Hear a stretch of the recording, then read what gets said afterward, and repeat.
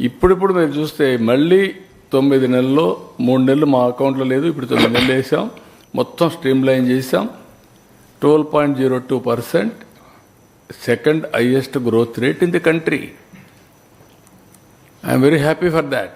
ఏదైతే చెప్పామో అది ట్రాక్లో పెట్టడానికి ప్రయత్నం చేస్తున్నాం. ఇంకా ఉన్నాయంటే ప్రాబ్లమ్స్ ఉన్నాయి. ఈరోజు ఈ డాక్టర్స్ అంతా ప్రైవేట్ హాస్పిటల్స్ అంతా పిలిపించారు.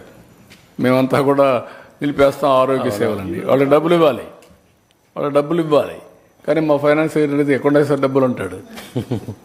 వాళ్ళకు కూడా ఆక్సిజన్ ఇవ్వకపోతే వాళ్ళు ముందు హాస్పిటల్ మునిగిపోతాయి. వాళ్ళకి ఆక్సిజన్ ఇవ్వాలి, వాళ్ళ బతికించుకోవాలి, అందరికి ఆక్సిజన్ ఇచ్చుకుంటూ మనం సంపాదించి ఇది స్టెబిలైజ్ చేయాల్సిన బాధ్యత మన పైన ఉంది. That is the exercise we are doing. Money is one aspect, willingness is important. పెట్టే డబ్బులతోనే రీఓరియంట్ చేసుకోగలిగితే దాంతో ట్రెమెండస్ గుడ్ విల్ వస్తుంది. భవిష్యత్ అంతా కూడా టెక్నాలజీ డ్రివన్. టెక్నాలజీ అనేది లగ్జరీ కాదు, అది కూడా గుర్తుపెట్టుకోవాలి మీరు. టెక్నాలజీ అకౌంటబిలిటీ తీసుకొస్తుంది, ఇన్నోవేషన్ తీసుకొస్తుంది, కాస్ట్ తగ్గిస్తుంది, రైట్ డైరెక్షన్లో ఎక్కడ మీరు డబ్బులు ఖర్చు పెట్టాలనో తెలియజేసే పరిస్థితి వస్తుంది. అందుకే ఏఐ ఈజ్ ది సొల్యూషన్ చెప్పి అన్నీ వర్కౌట్ చేశాం. ఇప్పుడు నేను చెప్పిన ప్రాజెక్టుకి డబ్బులు అవసరం, కానీ అందుకే అక్కడ ఒక విషయం తీసుకొచ్చారు, మీరు చూశారు. రూరల్ ఏరియాలో ప్రైవేట్ ఇన్ఫ్రాస్ట్రక్చర్ పీపీపీ మోడల్లో తీసుకొచ్చాం. వాళ్ళకు వైబిలిటీ గ్యాప్ ఫండింగ్ ఇస్తాను. మనం చేసేది కాదు, కొన్ని రాష్ట్రాల్లో చేస్తున్నారు. ఆ మోడల్ కూడా తీసుకొస్తాం. దానికి వైబిలిటీ గ్యాప్ ఫండింగ్ నేను ఒకటే ఇయర్ ఎక్కర్లా, ఒక 10 ఏళ్ళు ఇస్తాను. 50% పేషెంట్స్ అక్కడ పంపిస్తా. 50% పేషెంట్లు అక్కడికి వెళ్ళినప్పుడు అదే సమయంలో ఒక హాస్పిటల్ ఉన్నప్పుడు చాలామందికి ట్రీట్మెంట్ వాడి ఇంటి ముందర హాఫ్ అన్ అవర్లో చేసుకుని వెళ్ళిపోయే పరిస్థితి వస్తుంది. దీని మీద ఓపీలకు కూడా అక్కడ మేమే పే చేస్తాం. కాబట్టి మనం పే చేసేది రేషనలైజ్ చేయాలి, ఆప్టిమం యూటిలైజేషన్ చేయాలి, సాటిస్ఫాక్షన్ రావాలి, ప్రయోగం రావాలి. ఇప్పుడు నేను చెప్పినట్టన్నీ మీరు చేశారనుకోండి, అసలు హాస్పిటల్ పోవడం తగ్గిపోతుంది కదా. నాకు 19,000 కోట్ల సగం తగ్గిపోతుంది సార్. ఈ 70% డిసీజెస్ వాటర్ కంటామినేషన్ వల్లే వస్తాయి. అందుకని ఇప్పుడు కేరళలో ప్రతి హోటల్లో కూడా మూలికా వాటర్ అని హాట్ వాటర్ ఇస్తారు. కొద్దిగా మూలికా వాటర్ కాకపోయినా కనీసం హాట్ వాటర్ ఇచ్చేలాగా హోటల్స్లో అలవాటు చేస్తే బాగుంటుంది. డెఫినెట్గా మీరు అది కూడా పెట్టండి. అన్ని హోటల్స్లో హాట్ వాటర్ కూడా తాగే అలవాటు నేర్పిద్దాం. వీళ్ళు అడగడం, వాళ్ళు ఇవ్వడం, 2 కూడా పెడదాం. వాళ్ళు కూడా ముందు ఇమ్మంటాం, ఆఫర్ చేయమన్నాం. That is one thing free. Sir ఇప్పుడు మీరు P4 స్టార్ట్ చేశారు, room temperature water, not cold water. Sir ఇప్పుడు P4 స్టార్ట్ చేస్తున్నారు. అన్నిట్లో కూడా మనం P4 మీదనే డిపెండ్ అవుతున్నాం. ఎలా ఉంది సార్ మీకు ఫీడ్బ్యాక్ మీరు స్టార్ట్ చేసిన తర్వాత నుంచి? చూశారు కదన్నా, వస్తున్నారు చాలా మంది. ఒక ఆయన అయితే 10 కోట్లు ఖర్చు పెట్టి లిఫ్ట్ ఇరిగేషన్ పెడుతున్నాడు. 100%. ఏదో మళ్ళీ గవర్నమెంట్ అడగలేదు, మీరు పర్మిషన్ నేను పెట్టేస్తానన్నాడు. పర్మిషన్ ఇస్తున్నాం. కానుమూరు ఒక అతను ప్రసాద్ ఇచ్చాడు. సీడ్ ఫ్యాక్టరీ ఉంది, ప్రసాద్ సీడ్స్ ఉంది, చేస్తున్నాడు. అట్లా చాలా మంది వస్తున్నారు. మనుషులు ఇంకా మానవత్వం ఉంది, మంచిదనం ఉంది. కొందరిలో క్రూరత్వం ఉంది, నేర ఇవ్వడం ఉంది, అది వేరే విషయం. ఇంకా మనుషులు మాత్రం చాలా మంది మంచితనం ఉంది. P4 సక్సెస్ లో సార్ ఇక్కడ సార్ సంశయం, P4 సక్సెస్ లో భాగంగా మీరు దాన్ని ఇన్స్టిట్యూషనలైజ్ చేయడం అంటే డిపార్ట్మెంట్ కానీ, కార్పొరేషన్ కానీ, మినిస్ట్రీ కానీ సపరేట్గా, అంటే ఇప్పుడు ఒక ప్లానింగ్ డిపార్ట్మెంట్లో ఉంది, it is part of finance department అనుకోండి, దానికి ఆల్రెడీ బర్డన్ ఉంది. ఎఫెక్టివ్గా మానిటర్ చేసి ఒక సొసైటీ పెడుతున్నాం, దానికి ఏ విధంగా చేయాలని స్ట్రక్చర్ చేస్తున్నాం. ఒక ఏజెన్సీ కూడా పెట్టుకొని నాలెడ్జ్ ఉండే ఏజెన్సీని పెట్టి వర్కౌట్ చేస్తున్నాం.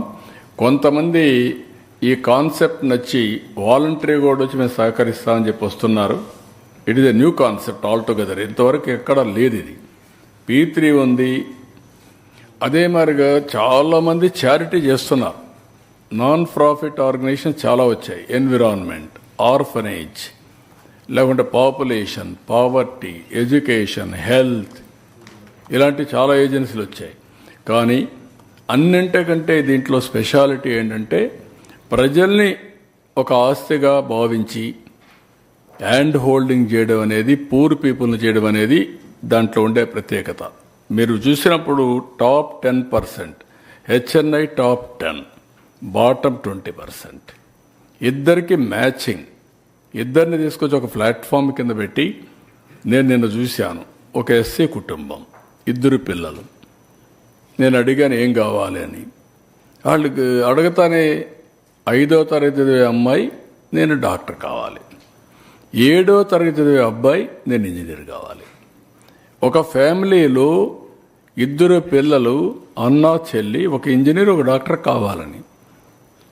ఈరోజు వాళ్ళ కోరిక మొన్న కూడా ఇక్కడ పెట్టినప్పుడు, నేను P4 పెట్టినప్పుడు మీరు చూశారు. నేను ఎవరైతే వచ్చాడో అడాప్ట్ చేసుకున్న వ్యక్తిని అయితే దట్ ఈస్ మై రెస్పాన్సిబిలిటీ, ఇమ్మీడియట్గా నేను చేస్తాను. ఇప్పటి నుంచే స్టాండర్డ్స్, అతను క్వాలిటీ, ఎక్కడ చదువుతున్నాడు, ఏమరి చేయాలి, నేను ఏ విధంగా గైడెన్స్ ఇవ్వాలి, తర్వాత అవసరమైతే అతన్ని మార్చేదానికి కూడా ఎక్కడ రెసిడెన్షియల్ స్కూల్లో పెట్టాలన్నా, అడిషనల్ ఎడ్యుకేషన్ ఫెసిలిటీ ఇవ్వాలని ఇస్తానని చెప్పి ముందుకు వచ్చాడు. అలాంటివి వచ్చినప్పుడు ఒక 5-6 ఏళ్లలో గేమ్ చేంజర్ అది. 5 ఏళ్ళు 6 ఏళ్లుగా నా పిల్లల్ని చదివించగలిగితే ఆ కుటుంబం యొక్క ఆర్థిక పరిస్థితి మారిపోతుంది. ఇంకొక పక్కన ఆ కుటుంబంలో ఇంకొక 2-3 ఉన్నారు. వాళ్ళకు కూడా మేము కూడా ఇదే మరిగా ఉండాలని లేదు, మాకు కూడా కొంచెం సహాయం చేసి అవుతామంటే ఒక 2 ఆవులు పట్టుకుంటాం. తర్వాత వాళ్ళు అడిగింది అక్కడ ఒక ఎంప్లాయ్మెంట్ కింద ఇల్లు కావాలన్నారు. నేను అది కూడా చెప్పా, 7 principles, no not negotiable, will complete all 7 individual infrastructure facilities. ఒక హౌస్ సైట్, ఒక ఇల్లు, ఒక గ్యాసు, ఒక టాయిలెట్, ఒక కరెంటు, ఇంటిపైనే పేదవాళ్ళు అయితే రూఫ్ టాప్ సోలార్, అదే మాదిరిగా ట్యాప్ వాటర్, అదే మాదిరిగా ఇంటర్నెట్.